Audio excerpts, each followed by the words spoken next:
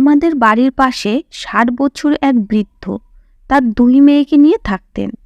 তার বড় মেয়ের বয়স প্রায় ২২ বছর এবং ছোটটির বয়স ১২ থেকে ১৩ বছর হবে। এই লোকেরা কয়েকদিন আগে আমাদের এলাকায় একটা ভাড়া বাড়িতে থাকতে এসেছিলেন। মনে হচ্ছিল ওরা খুব গরিব মানুষ। বৃদ্ধের বউ ছিল না, সে মারা গেছে। তার কোনো ছেলেও নেই, শুধুমাত্র ২ মেয়ে। বড় মেয়েটা দেখতে খুব সুন্দর, তাকে দেখলে যে কেউ চোখের পলক ফেলতে ভুলে যাবে। এমনিতে তার বিয়ের বয়স হয়ে গেছে, কিন্তু আশ্চর্যের বিষয় হলো যে কেউ তার মেয়ের জন্য সম্বন্ধ নিয়ে তার বাড়িতে আসতো, তাকে ধাক্কা দিয়ে বাড়ি থেকে বের করে দিত এবং তিনি তার মেয়েদের নিয়ে খুব সাবধানে থাকতেন। আজ পর্যন্ত কেউ তার মেয়েদের দরজায় দাঁড়িয়ে থাকতেও দেখেনি। তিনি সর্বদা তার বাড়ির দরজা বন্ধ করেই রাখতেন। তিনি তার মেয়েদের স্কুল কলেজে ছাড়া আর কোথাও পাঠাতেন না। একবার আমার চোখ তার বড় মেয়ের দিকে পড়ল। তাকে আমার খুব শান্ত এবং দুঃখী মনে হলো। আমার মনে হলো তার সাথে কথা বলে বন্ধুত্ব করা দরকার। একদিন আমি মাকে বললাম, মা, আমার মনে হয় আমাদের প্রতিবেশী পাপিয়ার সাথে কথা বলা উচিত। তার বুড়ো বাবা তাকে ঘরে বন্দি করে রেখেছে। ওই মেয়েটিকে খুবই দুঃখী মনে হয়।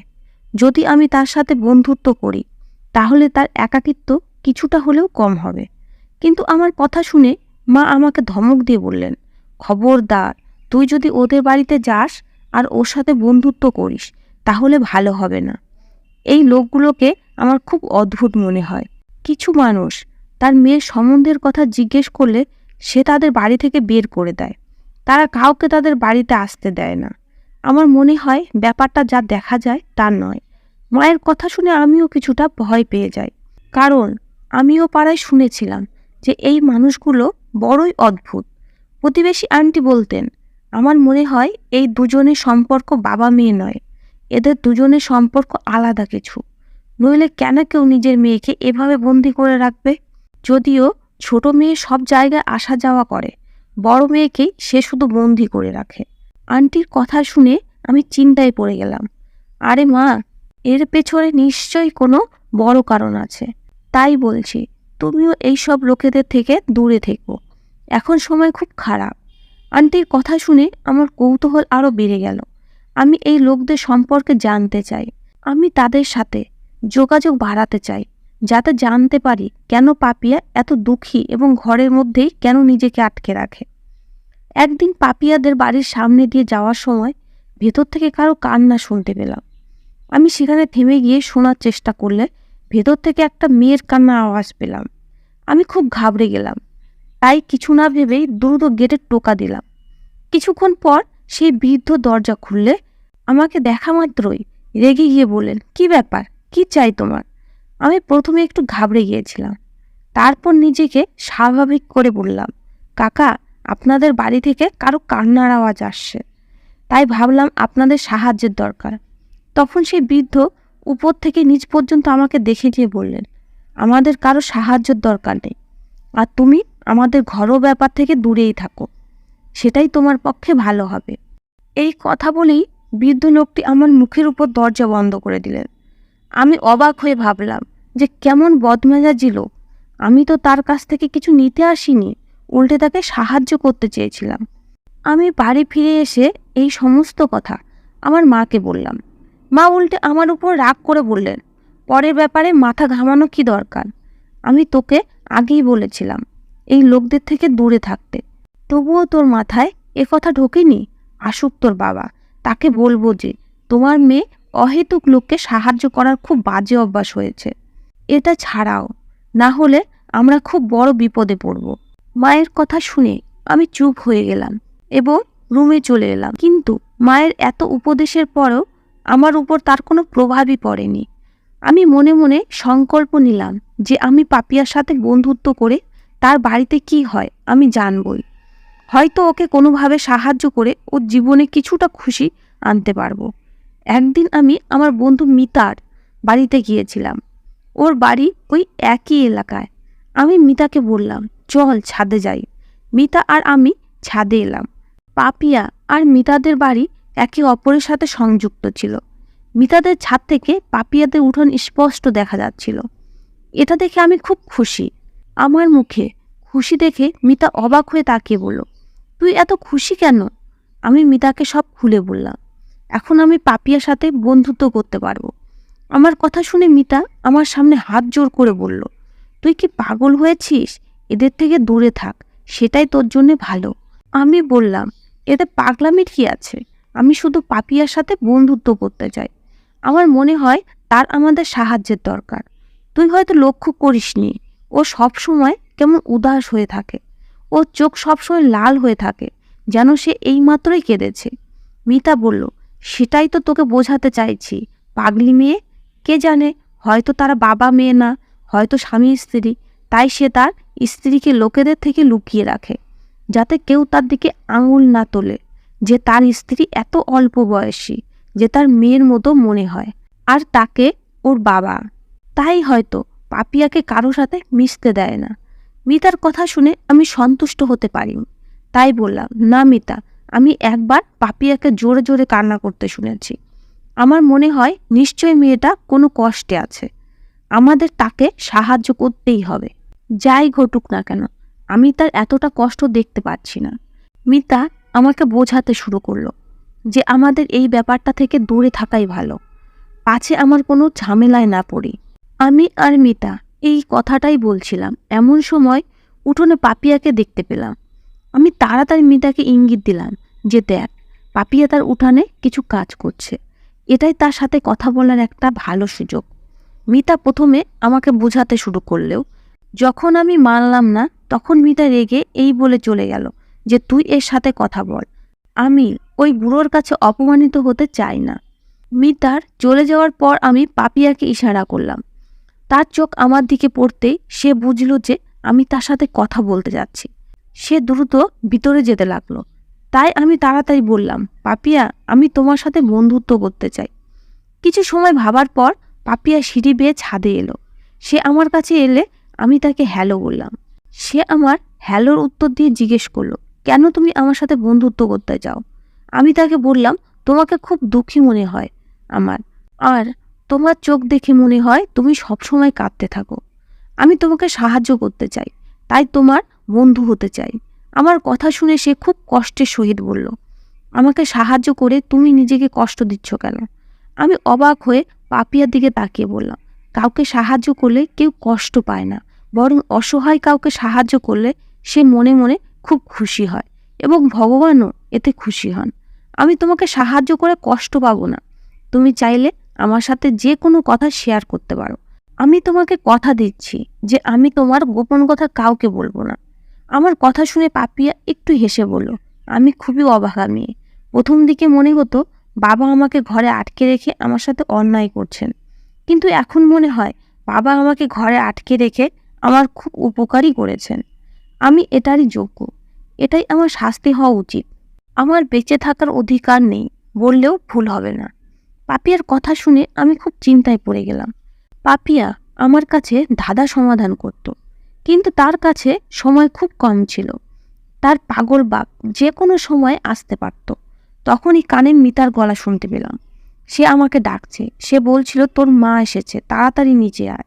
আমি তাড়াতাড়ি পাপিয়াকে বিদায় জানিয়ে নিচেই নেমে এসে মাকে নিয়ে বাড়িতে ফিরে এলাম। বাসায় এসেও ভাবছিলাম, পাপিয়া এমন কি অপরাধ করেছে যে সে নিজের উপরই বিরক্ত। মনে মনে ভাবলাম, পাপিয়ার বাসায় গিয়ে ওর সাথে কথা বলা দরকার। যখন ওর বাবা বাড়িতে থাকবে না, তখন মিতার ছাদ থেকে ওদের বাড়িতে যাব। পরের দিন আবার মিতার বাড়িতে গেলাম।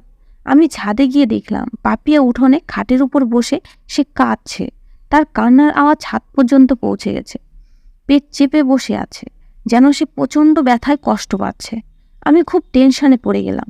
আমি তাড়াতাড়ি তাকে ডাকলাম। সে আমার দিকে তাকিয়ে ইশারায় বলল যে সে ছাদে আসতে পারবে না, যদি চাই তাহলে তার কাছে যেতে। আমি তাড়াতাড়ি ছাদ দিয়ে তার কাছে গেলাম। বাড়িতে শুধু সেই ছিল। আমি পাপিয়াকে বললাম, কি হয়েছে তোমার? পেটে ব্যথা করছে? আমার কথা শুনে অনেক কষ্টে ওর মুখ দিয়ে কথা বের হলো, কারণ ও খুব কষ্টেই ছিল। সে বলল, হ্যাঁ, আমার পেটে এই মুহূর্তে খুব ব্যথা করছে, আর এই ব্যথা আমার জীবন নিয়ে নেবে। তার কষ্টের কথা শুনে আমারও চোখে জল এসে গেল। আমি তাকে সান্ত্বনা দিয়ে বললাম, পাপিয়া, পৃথিবীতে সব কষ্টের চিকিৎসা আছে। তুমি আমাকে বিশ্বাস করে তো দেখো, আমি অবশ্যই তোমাকে সাহায্য করব। এভাবে একাকী দম বন্ধ হয়ে বেঁচে থাকার কোনো মানে হয় না। আমার কথা শুনে পাপিয়া কাঁদতে কাঁদতে বলল, তুমি শুধু ঈশ্বরের কাছে প্রার্থনা করো, তিনি যেন আমাকে ক্ষমা করে দেন। আমি অনেক বড় অপরাধ করেছি। আমি আমার বাবার বিশ্বাস ভেঙেছি। তিনি যদি জানতে পারেন আমি কি করেছি, তবে তিনি বেঁচে থাকতেই মরে যাবেন। আমার বাবা একজন অত্যন্ত সজ্জন ব্যক্তি। তিনি কখনো কোনো ভুল কাজ করেননি। তার মতো এমন সৎ লোক পৃথিবীতে কমই আছে। তিনি আমাদের দুই বোনকে খুব ভালোবাসেন এবং তিনি আমাদের নিয়ে গর্বিত। কিন্তু ঈশ্বর আমার মতো এমন দুর্ভাগ্য কন্যা যেন কাউকে না দেন। তুমি শুধু ঈশ্বরের কাছে প্রার্থনা করো, তিনি যেন আমাকে ক্ষমা করে দেন আর আমার বাবাকে এত খুশি দেন যেন সে তার জীবনের সমস্ত দুঃখ ভুলে যেতে পারেন। আমার বাবা জীবনে অনেক কষ্ট করেছেন। এখন তার পেটের ব্যথা কমে গিয়েছে, কারণ সে আমার আসার ঠিক আগে ওষুধ খেয়েছিল। সে আমাকে তার রুমের ভিতরে নিয়ে গেল, কিন্তু আমি ভয় পাচ্ছিলাম যে ওর পাগল বাবা না এসে পড়ে, অথবা যদি আমার মা জানতে পারে যে আমি পাপিয়ার বাড়িতে এসেছি, তাহলে যে তিনি আমার সাথে কি করবেন কে জানে। পাপিয়ার রুম দেখে আমি হতবাক হয়ে গেলাম। তার আলমারিতে অনেক দামি কাপড়, জুতো আর চপ্পল। এত দামি স্যান্ডেল আমি আগে কখনো দেখিনি। ওদের দেখে তো মনে হয় ওরা খুব গরিব, কিন্তু যখন পাপিয়া আলমারি খুলে পাপিয়ার জিনিসপত্র আমার সামনে ভেসে উঠল, আমি স্তম্ভিত হয়ে গেলাম। যদিও পাপিয়ার কখনো দামি জামা কাপড় পরতো না, সে সবসময় সাধারণ পোশাক পরত। আমি পাপিয়াকে বললাম, তোমার যখন এত সুন্দর সুন্দর জামা কাপড় আছে, তখন তুমি এই পুরনো কাপড় পরে থাকো কেন? আমার কথা শুনে তার মুখে আবার দুঃখ ফুটে উঠল এবং কিছুক্ষণ পর সে হিচকি তুলে কাঁদতে লাগলো এবং বলল, এই কাপড়গুলো পরলে আমার নিজের প্রতি ঘৃণা হয়। এই কাপড়গুলো আমার গায়ে কাটার মতো মনে হয়, তাই আমি পরি না। তুমি যদি চাও এখান থেকে কিছু জিনিস নিয়ে নিতে পারো, এগুলো তোমাকে খুব মানাবে। কিন্তু আমি পাপিয়ার জিনিস নিতে চাইনি। কিন্তু যখন সে খুব জোর করলো, তখন আমি একটা চুড়িদার নিলাম। পাপিয়া বলল, তুমি এটা অবশ্যই পরো, তোমাকে খুব ভালো মানাবে। আর আমি যখন মরে যাব, আমাকে শেষবারের মতো দেখতে অবশ্যই এসো। পাপিয়ার কথা শুনে আমার মন কেঁপে উঠল। আমি ওর ঠোঁটে আঙুল রেখে বললাম, চুপ করো পাপিয়া, এমন কথা বলতে নেই। তোমার বয়সই বা কত, আর তুমি এখনই এসব কথা বলছো? যদি তোমার কোনো সমস্যা থাকে তবে আমাকে বলো, আমি তোমার সমস্যার সমাধানের চেষ্টা করব। তুমি এক্ষুনি হাল ছেড়ে দিও না। ভগবান সবার সব সময় একই রকম রাখেন না। ভগবান যদি তোমাকে দুঃখ দিয়ে থাকেন, তবে সুখও তিনি অবশ্যই দেবেন। শুধু ভগবানের উপর বিশ্বাস রাখো। আমার কথা শুনে পাপিয়া চুপ করে নিচের দিকে তাকিয়ে রইল।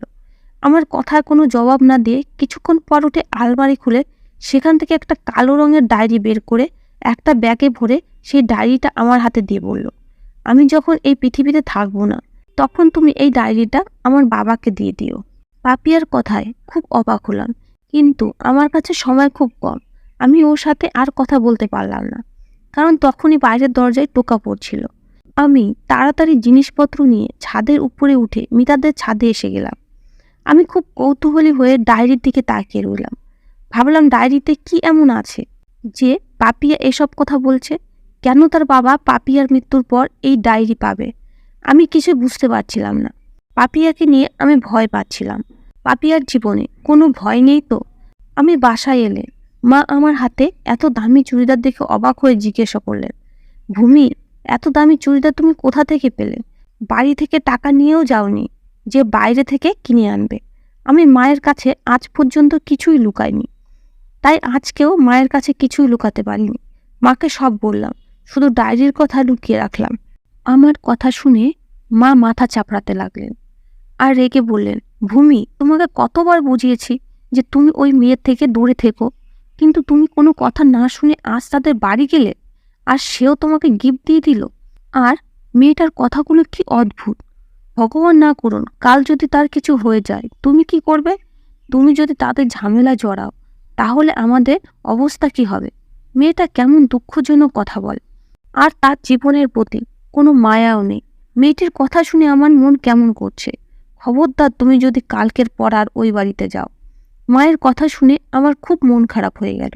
আমি মাকে বোঝাতে চাইলাম, মা, তুমি কত স্বার্থপর। মেয়েটা কিছু ঝামেলায় পড়েছে, আমাদের তাকে সাহায্য করা উচিত। আর তুমি আমাকে তার সাথে দেখাও করতে দিতে চাও না। আমি যদি তাকে সাহায্য না করি, আশেপাশে কেউ তাকে সাহায্য করতে এগিয়ে আসবে না। কাল যদি মেয়েটির কিছু হয়ে যায়, তবে আমি নিজেকে কখনোই ক্ষমা করতে পারবো না। কিন্তু আমার মা আমার উপর খুব কঠোর নিষেধাজ্ঞা জারি করে আমাকে তার বাড়িতে যেতে নিষেধ করলেন। এখন আমার খুব আফসোস হচ্ছে যে মাকে এই সমস্ত কথা বলা আমার একদমই উচিত হয়নি। অন্ততপক্ষে আমি পাপিয়ার সাথে দেখা করে জানতে পারতাম যে পাপিয়ার কি সমস্যায় ভুগছে। 2 দিন এভাবেই কেটে গেল। তারপর আমি সেই খবর পেলাম যেটা আশঙ্কা করছিলাম। পাপিয়ার পেটে প্রচণ্ড ব্যথা ছিল এবং এই প্রচণ্ড ব্যথার কারণেই পাপিয়া মরে গেল। শুধু আমি জানতাম পাপিয়ার পেটের ব্যথাই তার মৃত্যুর জন্য দায়ী। এলাকার লোকজন অদ্ভুত অদ্ভুত গল্প বানাতে শুরু করে যে একটা অল্প বয়সী মেয়ে কিভাবে হঠাৎ করে কোনো কারণ ছাড়াই এভাবে মরতে পারে। নিশ্চয়ই এর মৃত্যুর পিছনে তার বৃদ্ধ বাবার হাত আছে। কিন্তু আমি আমার মুখ বন্ধ করে নিয়েছিলাম। আমি পাপিয়ার সম্পর্কে কাউকে কিছু বলিনি, কিন্তু পাপিয়ার মৃত্যুতে খুব দুঃখ পেয়েছিলাম। এত সুন্দর এবং ভালো মেয়ে, কিন্তু কি জানি তার কি ধরনের রোগ হয়েছিল যা তার জীবনই নিয়ে নিল। পাপিয়ার ছোট বোন এবং তার বৃদ্ধ বাবার কেঁদে কেঁদে অবস্থা খারাপ। সবাই পাপিয়ার মৃত্যুর জন্য তার বাবাকে দায়ী করছিল, কিন্তু আমার মন বলছে পাপিয়ার বাবা নির্দোষ, কারণ পাপিয়া আমাকে বলেছিল তার বাবা খুব ভালো মানুষ। পাপিয়ার বাবা যদি তাকে কষ্ট দিতেন তাহলে সে তার বাবার সম্পর্কে কিছু না কিছু আমাকেই বলতেন। কিন্তু আশেপাশের লোকেরা ভেবেছিল যে এই বৃদ্ধ লোকটি পাপিয়ার মৃত্যুর জন্য দায়ী। এটা বলতে বলতে আশেপাশের সবাই বুড়ো বাবার বাড়ি জড়ো হলে তাকে জিজ্ঞাসাবাদ করতে লাগলেন। আমার বাবাও তাদের সঙ্গে গিয়েছিলেন। বাবা জিজ্ঞেস করলেন, তোমার মেয়ের তো বিয়ে উপযুক্ত ছিল, তাহলে তুমি তাকে বিয়ে দাওনি কেন? চারিদিক থেকে সেই বৃদ্ধের দিকে প্রশ্ন ছুটে আসছিল, কিন্তু সে বেচারা সারাক্ষণ কাঁদছিল আর বলছিল আমি জানি না আমার মেয়ের কি হয়েছিল। সে আমাকে কিছুই বলেনি। সে নিজেই বিয়ে করতে রাজি হয়নি, তাই আমি তাকে বিয়ে দিইনি। আমার মেয়ের জন্য ভালো সম্পর্ক আসতো আর সে তাদের রিজেক্ট করত। তখন আমি আমার রাগ মেয়ের উপর প্রকাশ করতে পারতাম না, তাই তাদের উপর প্রকাশ করতাম, কারণ আমি আমার মেয়েকে খুব ভালোবাসতাম। পাপিয়ার বাবা যখন বারবার বলতে শুরু করলেন যে তিনি তার মেয়ের মৃত্যুর জন্য তিনি দায়ী নন, তখন এলাকার সকলে মিলে সিদ্ধান্ত নিলেন যে পুলিশকে খবর দিয়ে জানানো হবে। পাপিয়ার বাবা এলাকার সবাইকে হাত জোর করে বলেন, আমার মেয়ের মৃত্যু স্বাভাবিক এবং তার মৃত্যুর পিছনে কারো হাত নেই। পুলিশ এলে আমার মেয়ের ময়না তদন্ত হবে, কিন্তু আমি এটা মোটেও চাই না। আপনারা আমাকে যা বলবেন আমি তাই করব, কিন্তু আমার মেয়েকে আদালতে টেনে নিয়ে যাবেন না। সে এখন এই পৃথিবীতেও নেই, তাকে শান্তিতে থাকতে দিন। কিন্তু এলাকার লোকজন পাপিয়ার বাবাকে বুঝিয়ে বললেন, আপনার মেয়ের ময়না তদন্ত না হলে জানবেন কিভাবে যে তার মৃত্যু কিভাবে হয়েছে? আপনার মেয়ের মৃত্যুর জন্য আপনি দায়ী নাও হতে পারেন, কিন্তু এটাও তো হতে পারে তার মৃত্যুর জন্য অন্য কেউ দায়ী। ময়নাতদন্তের রিপোর্ট এলে জানা যাবে কিভাবে পাপিয়ার মৃত্যু হয়েছে, যাতে আপনার মেয়ে ন্যায় বিচার পেতে পারে। কিন্তু পাপিয়ার বাবা বারবার অস্বীকার করতে থাকে আর বারবার প্রত্যাখ্যান করার এলাকায় লোকজনের সন্দেহ বেড়ে যায়। হোক বা না হোক, পাপিয়ার মৃত্যুর জন্য ওর বাবাই দায়ী। পাপিয়ার লাশ ময়নাতদন্তের জন্য পাঠানো হয়েছিল। তারপরে কি হয়েছে ঈশ্বর জানে, কিন্তু ময়নাতদন্তের পর পাপিয়ার বাবা খুবই শান্ত ছিলেন। এখন তার কান্নাও থেমে গেছে। পুলিশ পাপিয়ার বাবাকে নির্দোষ ঘোষণা করে তাকে ছেড়ে দিয়েছেন। পাপিয়ার বাবা তার মেয়ের শেষকৃত্য অন্তত শান্তভাবে সম্পন্ন করেছেন। এলাকার লোকজন এতে অবাক হয়েছেন যে পোস্টমর্টমের রিপোর্টে এমন কি এসেছে যে পাপিয়ার বাবা এত শান্ত। আর এখন তো তার মেয়ে শোকও করছেন না। পুলিশ তাকে নির্দোষ বলে দিয়েছে, কিন্তু আমি জানতে চাইতাম কিভাবে পাপিয়া মারা গেল। আমার মন বলতো পাপিয়ার বাবার কাছে গিয়ে জিজ্ঞেস করতে, কিন্তু সেখানে যেতে আমার মা আমাকে বারণ করেছিলেন। মন খারাপ করে বসে রইলাম। তারপর হঠাৎ পাপিয়ার বাবার সাথে কথা বলা অজুহাত পেয়ে গেলাম। পাপিয়ার দেওয়া সেই কালো রঙের ডায়েরির কথা মনে পড়ে গেল। পাপিয়া বলছিল আমার মৃত্যুর পর এই ডায়েরিটা তার বাবাকে দিতে। আমি দ্রুত সেই ডায়েরিটা নিয়ে পাপিয়ার বাড়ির দিকে গেলাম। এক মুহূর্তের জন্য ভাবলাম ডায়েরিটা পড়ে দেখি, এতে নিশ্চয়ই পাপিয়ার মৃত্যুর রহস্য লুকিয়ে আছে। কিন্তু আবার ভাবলাম পাপিয়া ভরসা করে আমাকে দিয়েছে, তাই এটা ওর বাবাকে দেওয়া উচিত। পাপিয়ার বাড়িতে পৌঁছে গেটে একটা বড় তালা দেওয়া দেখলাম। প্রতিবেশীরা বলল যে পাপিয়ার বাবা এখানে ভাড়া থাকতেন। তিনি তার জিনিসপত্র নিয়ে এখান থেকে চলে গেছেন। তিনি এখান থেকে একটু দূরেই বাড়ি কিনেছেন, নিজের ব্যবসাও শুরু করেছেন আর ছোট মেয়েকে খুব ভালো স্কুলে ভর্তি করিয়েছেন। এটা শুনে আমি হতবাক। যারা গতকাল পর্যন্ত এত গরিব ছিল যে তারা এই গরিব মহল্লায় ভাড়া বাড়িতে থাকতো, হঠাৎ তাদের মেয়ের মৃত্যুর পর কিভাবে এত ধনী হলো? আমি আমার ঘরে বসে ভাবছিলাম ডায়েরি খুলবো কিনা। সেই কালো রঙের ডায়েরিটা আমার সামনে পড়ে আছে। তারপর আমি সিদ্ধান্ত নিলাম এই ডায়েরিটা খুলে পড়ব। তারপর যদি কখনো পাপিয়ার বাবার সাথে দেখা হয় তখন তাকে এটা ফেরত দিয়ে দেব। তারপর যত আমি ডায়েরি পড়তে শুরু করি ততই আমার হুঁশ উঠতে শুরু করে। ডায়েরিতে খুব অদ্ভুত অদ্ভুত কথা লেখা ছিল। ডায়েরিতে লেখা ছিল, বাবা আমাকে ক্ষমা করে দিও, আমি তোমার বিশ্বাস ভেঙেছি, আমি যে পাপ করেছি তারপরে তোমার সামনে মাথা উঁচু করার সাহস আমার নেই। বাবা, তোমার লালন পালনে কোনো খামতি ছিল না, আমার মধ্যেই খামতি ছিল। মায়ের মৃত্যুর পরে তুমি আমাকে মা বাবা উভয়ের ভালোবাসা দিয়েছিলে, কিন্তু আমি পথভ্রষ্ট হয়ে গেছিলাম।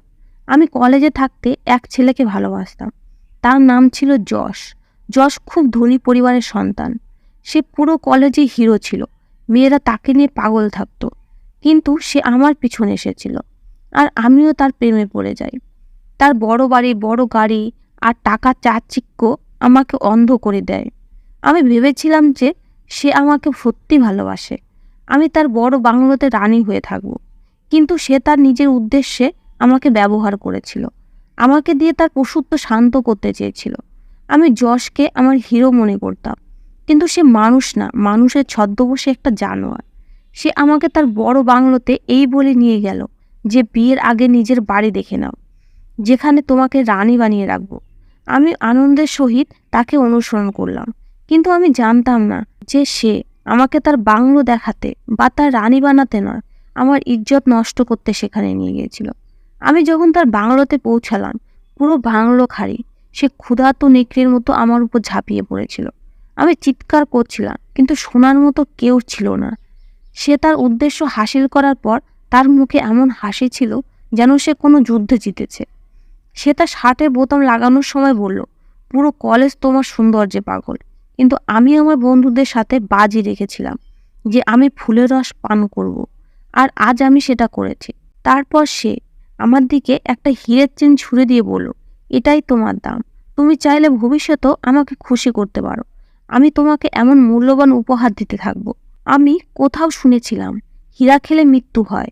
আমি আমার পোড়া কপালের জন্য খুব কেঁদেছিলাম। যখন আমার কাছে আমার ইজ্জত বেঁচে নেই, তখন বেঁচে থাকার মানে কি? আমি সেই হীরের চেন পুরোটাই গিলে নিলাম। সেটা গলা দিয়ে কেমন করে নেমে গেল জানি না। তখন আমার হুঁশ ছিল না। কিছুক্ষণ পর যশ আমাকে আমার বাড়িতে নামিয়ে দিয়েছিল। কিন্তু যশের বাংলোতে কাটানো সেই কয়েক মুহূর্ত আমার স্মৃতিতে বোঝা হয়ে আটকে ছিল। আমি সেই মুহূর্তগুলো ভুলতে পারিনি। এখন আমার পেটে প্রচণ্ড ব্যথা শুরু হয়েছে, কিন্তু আমি এই ব্যথা এবং কষ্ট নিয়ে খেলতে থাকি। আমি বাবাকে কিছুই বলিনি। বাবা আমাকে ডাক্তারের কাছে নিয়ে যেতেন, কিন্তু আমি ডাক্তারকে কিছুই বলিনি।